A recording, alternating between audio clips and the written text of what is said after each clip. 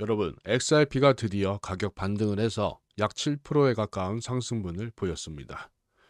오늘 영상에서는 XRP에 관해서 딱 세 가지만 쉽게 말씀드릴 건데, 이 정부가 왜 태도를 바꿨는지, XRP ETF가 얼마나 가까워졌는지, 여러분이 지금 놓치면 안 되는 이유, 이에 대해서 말씀을 드리겠습니다. 한국 시간으로 오늘 새벽 미국 재무부 장관 베센트가 트윗을 남겼습니다. 정확히 워딩에서 암호화폐 ETF가 스테이킹을 하고 그 수익을 투자자들과 나눌 수 있다는 명확한 길을 얻었다. 이렇게 발언을 했습니다. 이게 무슨 말이냐면요. 지금까지 큰 돈을 가진 기관들이 무엇을 원했냐면 바로 규칙입니다. 규칙 때문에 망설였던 건데 이거 해도 되나 저거 해도 되나 세금은 어떻게 되나 이런 질문들이 산더미였어요. 그런데 이 재무부 장관이 완벽히 해결해 준 것이죠. 이전 정부와 완전 다른 기조죠. 완전히 다른 세상이 된 겁니다. 여러분, 이게 얼마나 큰 변화인지 아십니까? 이제 기관들의 막대한 자금들이 마음 놓고 암호화폐 시장으로 들어오게 될 수 있는 길을 열어준 겁니다. 규칙이 명확하게 정리가 됐으니까요. 그럼 어떤 게 바뀌었는지 비교 안 해볼 수가 없겠죠. 2024년 초에만 해도 SEC 위원장 게리 갠슬러가 대부분의 암호화폐는 증권이다. 규제를 받아야 된다. 이렇게 엄포를 놓았죠. 그래서 리플도 소송을 당했잖아요. 몇 년 동안에. 이 바이낸스도 문제가 생겼고 코인베이스도 소송이 걸렸었어요. 시장 분위기 어땠는지 기억하시죠? 암호화폐는 위험하다고 또 정부가 단속할 거라고 이렇게 조심하라고 이런 분위기였는데 지금 2025년에는 재무부 장관이 직접 나서서 암호화폐 ETF 스테이킹 여기 가이드라인이 있다. 마음껏 해라. 이렇게 정반대의 스탠스를 취한 것입니다. 이렇게 빨리 밝힐 수 있냐고요. 1년 만에. 바로 트럼프 대통령 때문이죠. 트럼프가 당선되고 나서 이 친암호화폐 기조가 완전히 두드러지는 걸 보일 수가 있죠. 이전 게리 갠슬러는 사임을 했고 이 새로운 SEC 위원장은 암호화폐에 또 우호적입니다. 이 재무장관도 암호화폐를 디지털 자산으로 인정하고 적극 지원하고 있어요. 이게 얼마나 큰 변화인지 느껴지시나요? 그럼 기관들이 정확히 뭘 원했는지 정리해 볼까요? 첫 번째, 이 돈을 움직이려면 규칙이 명확해야 되잖아요. 이거 해도 되는지 안 되는지 명확히 알려달라는 거죠. 애매하면 절대 투자 안 하죠. 두 번째, 위험을 정확히 알고 싶어 했습니다. 어떤 리스크가 있는지, 최악의 경우 무슨 일이 일어나는지. 이걸 알아야 투자 결정을 할 수가 있었겠죠. 그리고 또 스테이킹 수익 구조인데 수익이 어떻게 나오는지 알아야 됩니다. 단순히 가격만 오르는 것으로만 부족해요. 배당처럼 또는 이자처럼 정기적으로 나오는 수익이 필요해서 그런 것들을 확인해야만 큰 돈을 움직이는 이 연기금 같은 곳에서 투자할 수가 있잖아요. 이 세 가지가 전부 해결됐다고 볼 수가 있습니다. 이 재무장관이 직접 나서서 규칙을 명확히 정리해드렸어요. 위험 요소도 다 공개해줬고 이 스테이킹 보상이라는 거는 이 정기적인 수익 구조도 합법화했습니다. 이제 기관들이 안 들어올 이유가 없어진 거예요. 문이 활짝 열린 겁니다. 여러분, 기관들이 얼마나 큰 돈을 가지고 있는지 아세요? 미국 연기금만 해도 수천조 원입니다. 수천조 원. 이 돈의 1%만 암호화폐로 들어와도 시장이 완전히 바뀝니다. 그 시작이 여러분은 직접 목격하고 계신 건데 자, 여기서 ETF가 뭔지 또 스테이킹이 뭔지 규제가 어쩌고저쩌고 모르시는 분들이 있으실 거예요. 한번 쉽게 설명하고 넘어갈게요. 일단 ETF는 이 주식처럼 사는 암호화폐라 보시면 됩니다. 여러분, 삼성전자 주식 사보셨죠? 증권 앱 켜서 클릭 몇 번이면 살 수 있잖아요. ETF도 똑같습니다. 복잡한 암호화폐 거래소 가입할 필요가 없어요. 지갑 만들 필요도 없고 그냥 증권 계좌로 클릭 몇 번이면 끝입니다. 삼성전자 주식 사듯이 XRP를 살 수 있게 되는 거예요. 이 부분 때문에 이게 어려워서 암호화폐 시장에 발을 못 들이는 분들이 많이 있습니다. 저도 똑같았어요. 처음에 뭐 지갑 만들어야 되지 뭐 이것저것 해야 되지 너무 복잡해서 아우 안 할래. 처음에 이랬다가 나중에 이제 들어가긴 했는데 이렇게 간소화돼서 쉽게 진입할 수 있게끔 만들어 준 겁니다. 그리고 스테이킹은 뭐냐? 이렇게 이자 개념이라 생각하시면 돼요. 은행에 돈을 맡기면 이자 주잖아요. 요즘 이자가 얼마 안 되긴 하지만 뭐 3% 주나요? 뭐 스태킹도 마찬가지입니다. 암호화폐를 어딘가에 맡겨두면 보상을 준다는 거예요. 이자처럼. 그런데 이게 은행 이자보다 훨씬 높습니다. 거래소마다 다르겠지만 5%, 20%, 뭐 경우에 따라 그 이상도 나옵니다. 물론 변동성도 있고 리스크도 있지만 기본 개념은 맡기면 보상 다 받는다. 이자처럼. 이제 이해되시죠? 그리고 이 두 가지를 미국 재무부 장관이 합법화 한다고 발언을 한 겁니다. ETF는 쉽게 사고 스테이킹으로 이자도 받으세요. 이게 핵심입니다. 자, 이제 본론으로 들어가 볼까요? 네, XRP ETF가 어디까지 왔는지 정확히 알려드리겠습니다. 현재 5개 회사가 XRP ETF를 신청한 상태인데 어떤 회사들이냐면 비트와이즈, 프랭클린 템플턴, 21쉐어스, 뭐 카나리 캐피털, 코인쉐어스 이 회사들 이름 혹시 들어보셨나요? 비트와이즈는 일단 비트코인 ETF도 만든 회사고요. 이 프랭클린 템플턴은 전통적인 대형 자산 운용사입니다. 70년이 넘은 회사예요. 이런 회사들이 XRP ETF를 만들겠다고 나선 거죠. 그냥 아무나 나선 게 아닙니다. 업계 최고들이 움직이고 있다는 거예요. 이 회사들이 지금 뭘 했냐면요.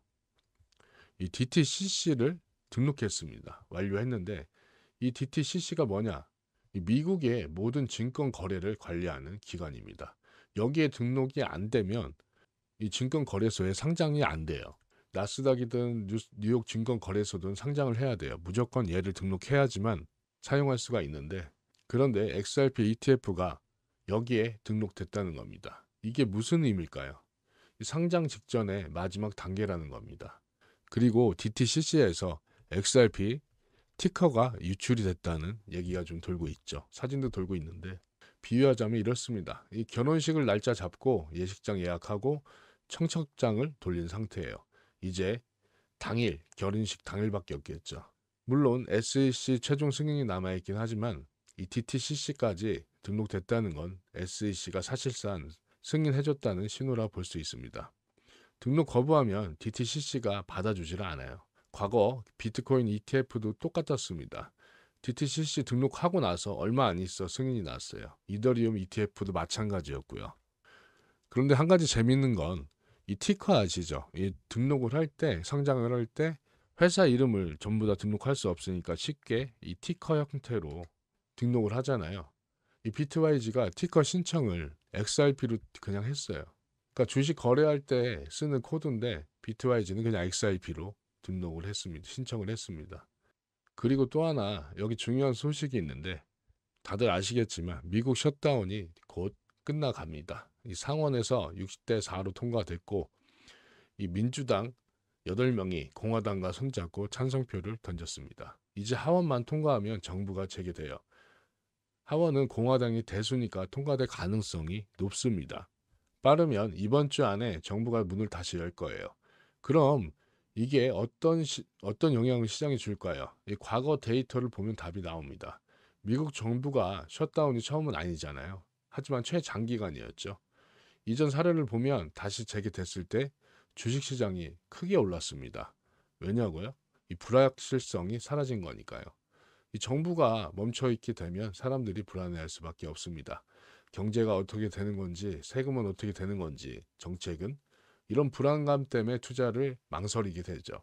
그런데 정부가 재개되면 이제 정상으로 돌아가는구나 하고 안심하고 투자를 다시 시작할 수밖에 없겠죠. 암호화폐 시장도 똑같습니다. 이번에도 비슷한 패턴이 나올 가능성이 높습니다. 특히 XRP는 더 기대가 됩니다. 왜냐하면 ETF 승인이 가까워진 상태고 또 이미 호재도 많이 쌓여 있는데 가격 반영이 많이 안 됐잖아요. 이 심사 속도에도 ETF 심사 속도에도 기대를 할 수가 있겠죠. 또 중요한 얘기죠. 이 ISO 20022 이거 들어보신 분 많이 있지만 뭔지 모르시는 분도 많이 있으실 거예요. 이거는 XRP를 떠나서 다들 알고 계셔야 될 내용입니다. 이게 뭐냐면 이 글로벌 은행들이 사용하는 새로운 금융 메시지의 표준입니다. 쉽게 말하면 이 세계 은행들이 돈을 주고 받을 때 쓰는 공통 언어라 보면 돼요. 지금까지는 은행마다 다 달랐어요. 한국은행은 한국은행 방식, 미국은행은 미국 방식. 그래서 해외 송금하면 시간도 오래 걸리고 수수료도 비쌌던 겁니다. 중간에 여러 은행을 거쳐야 되니까. 그런데 이 IS 2002가 뭘 하냐면 이 모든 은행이 같은 언어를 쓰게 만든 겁니다. 훨씬 더 빠르고 저렴하고 편해지는 거죠. 그리고 이 표준이 언제 시작되는지 아십니까? 얼마 안 남았습니다. 11월 22일에 시작입니다. 바로 다음 주에요. 전 세계 주요 은행들이 이날부터 이 표준을 따라야 합니다. 스위프트라고 아시죠? 국제 송금을 할 때 쓰는 그 스위프트. 이 표준을 전환을 합니다. 이게 얼마나 큰 변화인지 아시겠습니까? 이 1973년도, 70년도에 만들어진 게 지금껏 안 바뀌고 있다가 바뀌는 거라 보시면 돼요. 그런데 여기서 왜 은행 얘기를 하냐? 이게 XRP와 직접적으로 연계가 될 수가 있습니다. 이 표준에 맞는 암호화폐가 따로 있는 건데 아무 코인이나 되는 게 아니에요. 기술적으로 이 표준을 지원할 수 있는 코인들만 가능한데 그게 뭐냐면 이제 XRP가 대표적이고 뭐 스텔라, 퀸트 이런 것들이 있겠죠. 이 코인들은 처음부터 은행 간 결제를 염두에 두고 만들어졌습니다. 하지만 대장은 XRP죠. 빠르고 저렴하고 대용량 거래가 가능하고 그래서 ISO 2002 표준에 딱 맞습니다. 그리고 여러분들 이 XRP 투자자분들은 아실지 모르겠지만 이 IS 표준에 맞춘 코인들 오늘 동반 상승했습니다. XRP만 오른 게 아니에요. 전부 같이 움직이고 있는데 이게 우연일까요? 아닙니다. 시장은 알고 있는 겁니다. 다음 주면 IS 2002 표준이 시행된다는 걸, 그리고 은행들이 이 코인들을 사용할 것이라는 걸, 그래서 미리 사들이고 있는 겁니다. 은행들도 준비하고 있어요. 국제 송금 테스트도 하고 리플은 이미 수백 개 은행과 파트너십을 맺고 있죠. 이게 다 준비 과정입니다. 다음 주부터 본격적으로 시작되는 건데 여러분 이게 얼마나 큰 기회인지 아시겠죠? 은행들이 쓰는 코인입니다. 개인이 쓰는 게 아니라 은행이 쓰는 거예요. 유동성이 어마어마하겠죠. 이 시장에 XRP가 들어가게 되는 겁니다, 여러분들. 또 가격 상승의 원인 중에 하나가 이 메인스트림 CNBC 보도가 나왔어요. 기사가 나왔는데 제목이 리플랩스가 암호화폐를 정복하는 방법, 또 XRP 연계 기업이 이제 전통 금융을 노린다. 여러분, CNBC입니다. 미국의 대표적인 뉴스 채널이죠. 거기서 XRP에 대한 기사가 나왔어요. 그것도 긍정적으로 이렇게 표현을 했는데 1년 전만 해도 이런 기사가 나올 수 있었을까요? 이렇게 인식이 변화되었던 걸 알 수가 있죠. 이게 얼마나 큰 변화인지 모르실 거예요. 이 대중들의 인식 자체가 바뀌고 있는 겁니다. 더 이상 암호화폐가 이상한 사람들이나 하는 그런 자산이 아니라는 거죠. 이 정당한 투자 자산이라는 걸 모든 사람들이 알게 해준 이런 메인스트림 내에서의 방송 내용이었습니다. 원래 모르셨던 분들도 XRP TV에서 봤는데 이런 식으로 대중이 들어오면 시장이 더 커질 수밖에 없겠죠. 자, 여기까지 정리 한번 해볼게요.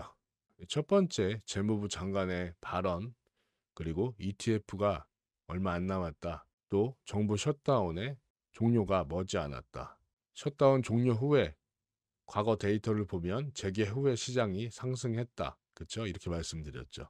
그리고 ISO의 표준이 다음 주에 시작됩니다. 11월 22일 날 이렇게 말씀드렸고 이 메인스트림 언론들이 보도하고 있다. 이렇게 모든 퍼즐들이 동시에 맞춰지고 있습니다.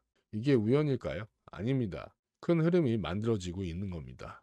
제 영상을 한 번이라도 보신 분들은 아시겠지만 저는 XRP 장기 투자자입니다. 그리고 앞으로의 가격도 오를 거라 항상 그런 기조가 변하지 않지만 시장은 그냥 쭉 올라가는 게 아니잖아요. 이 사이클이 있습니다. 올라갔다 내려갔다 오르락내리락 반복하는 거죠. 계속 오르지만 않습니다. 오르면 떨어지고 조정을 받고 다시 오르고 이런 게 자연스러운 거예요. 이런 조정을 수용하셔야 되고 떨어지는 건 망한 게 아니라 조정이에요. 말씀드렸다시피 오르는 것도 영원하지 않습니다. 언젠가는 다시 조정이 옵니다. 이걸 이해하셔야 마음이 편합니다. 지금 떨어지는 거구나. 그러면 언젠간 다시 오르겠지. 지금 많이 올랐네. 조정이 올 수 있겠구나. 현재가 그 시점입니다. 그러니 급하게 사거나 급하게 팔지 않으면 되는 거예요. 그런데 여러분, 지금 급하게 오르긴 했는데 저는 항상 올라간다 장기 투자 관점에서 우상향을 말씀드리지만 이번 상승은 아마 곧 다시 조정이 올 겁니다. 그때 더 매집하시는 걸 추천드리고 지금은 매수 타이밍은 아니라고 보고 있습니다. 이전에도 저는 계속 매입하시라 2.2달러에서 이때 매입하시라 말씀드렸는데 저는 그 가격이 왔을 때 다시 매입량을 늘릴 겁니다. 또 당연한 거지만 여러분들 절대 잃으면 안 되는 돈으로 투자하지 마세요. 이건 진짜 중요합니다. 절대 잃으면 되는 돈은 없지만 그래도 이 생활비, 비상금 이런 당연한 당장 필요한 돈들 이런 돈으로 투자하면 절대 안 돼요. 왜냐하면 급하게 빼야 될 수도 있잖아요. 이럴 때 손해를 보고 팔 수밖에 없어요. 그래서 투자는 잃어도 생활에 지장 없는 돈으로 하시는 겁니다. 이거 안 지키시는 분들 생각보다 엄청 많더라고요. 저희 리플 투자 가족방에서도 이런 분들이 생각보다 많이 계셔서 깜짝 놀랐습니다. 그 리플 투자 가족방은 거의 제 나이보다 많으신 분들이 많아요. 제가 지금 50세 중반 초반인데 저보다 윗분들이 생각보다 많이 계시더라고요. 그런데도 자기 생활비 가지고 투자하시는 분들이 많더라고요. 이제 XRP는 제가 장기적인 호흡으로 가라고 말씀드리고 그 가족방 내에서는 뭐 단기 종목들도 추천해드리고 하고 수익도 많이 나고 있습니다. 있는데도 그런데도 이 생활비로 하시는 분들이 생각보다 많아서 깜짝 진짜 놀랐어요. 그런 분들은 제가 죄송하지만 강퇴를 하고 있는 상황입니다. 왜냐하면 나중에 제가 원망을 듣거든요. 제가 리플 투자 가족방에서만 올해만 해도 제가 보여드리자면 자 2025년이잖아요.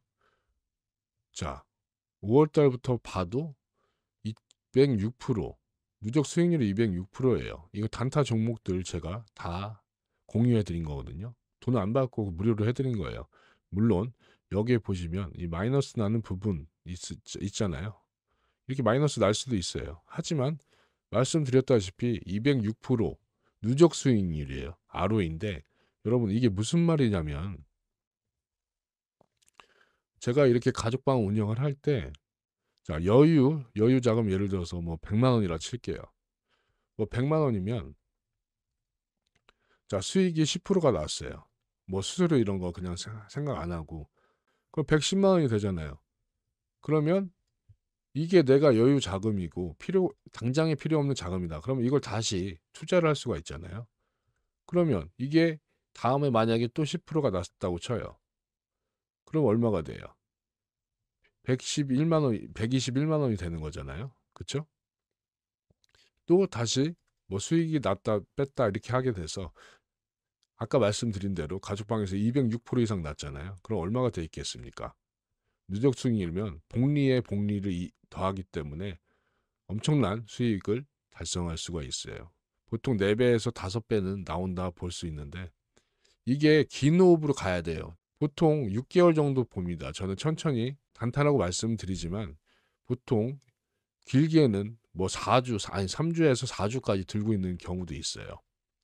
그런 종목들 선정해서 제가 무료로 나눠드리고 있는데 여기서 안타까운 게 벌써 1차, 2차 수익이 났으면 이 야금야금 빼가는 거예요. 내가 원래 100만 원 있었다. 그럼 10만 원 수익이 났으니까 요거 빼서 뭘 쓰시고 뭐 쓰시고 이렇게 되면 나중에 마이너스 나고 마이너스 날 때는 뭐 예를 들어서 90이 됐어요. 다시 처음에 다시 뺐다가 100만 원에서 10만 원 마이너스 나면 90이 되잖아요.